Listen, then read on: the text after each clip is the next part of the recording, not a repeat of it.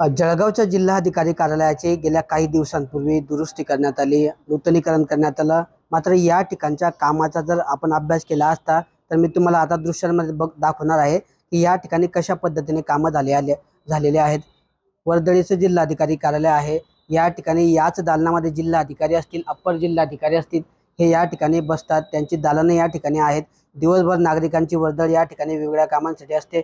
मात्र या ठिकाणी जर बघितलं तर आपण छताचे जे आहेत या ठिकाणी अँगल ते जीर्ण झाल्याचं पाहायला मिळतं आहे। तसं तो लावलेला प्लाऊड सुद्धा या ठिकाणी निघाल्याचं पाहायला मिळतं आहे। आता सद्यस्थितीत या ठिकाणी पावसाळ्याचे दिवस आहेत आणि गेल्या काही दिवसांपूर्वीच या ठिकाणी हेरिटेज बिल्डिंग म्हणून या वास्तूची या ठिकाणी जी आहे दुरुस्ती करण्यात आली होती। ब्रिटिशकालीन ही इमारत आहे। मात्र या ठिकाणी जे आहे काही दिवसांपूर्वी दुरुस्त करण्यात आले। मात्र या दुरुस्तीमध्ये कुठलाही उपयोग या दुरुस्तीचा झालेला नाही। आपण दृश्यांमध्ये बघतोय की कशा पद्धतीने या ठिकाणचे जे लाकूड आहे किंवा अँगल आहेत हे निघालेले आहेत आणि त्यामुळे भविष्यामध्ये मोठी दुर्घटना घडण्याची सुद्धा या ठिकाणी शक्यता आहे।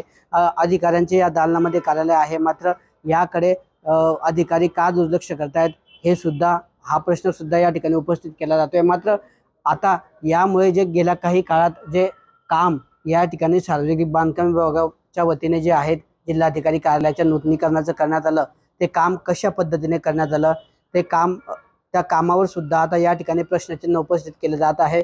पावसाळा आहे, पावसाळ्यामध्ये या ठिकाणी पाण्याची गळती होऊ शकते आणि हा पूर्ण प्लाऊड असेल किंवा लाकूड हे कोसळून मोठी दुर्घटना सुद्धा घडण्याची या ठिकाणी शक्यता आहे। त्यामुळे प्रशासनाने याकडे लक्ष देऊन तातडीने दुरुस्ती करावी अशी मागणी या ठिकाणी केली जात आहे। तर दुसरीकडे सार्वजनिक बांधकाम विभागाने जे कामाची दुरुस्ती केली त्या कामाची सुद्धा चौकशी करण्याची मागणी या ठिकाणी नागरिकांच्या वतीने केली जात आहे।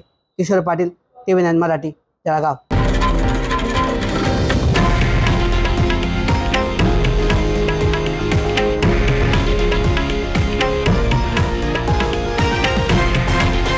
हे आहे देशातील नंबर 1 न्यूज नेटवर्क आणि आपण पाहत आहात TV9 मराठी, एकमेव।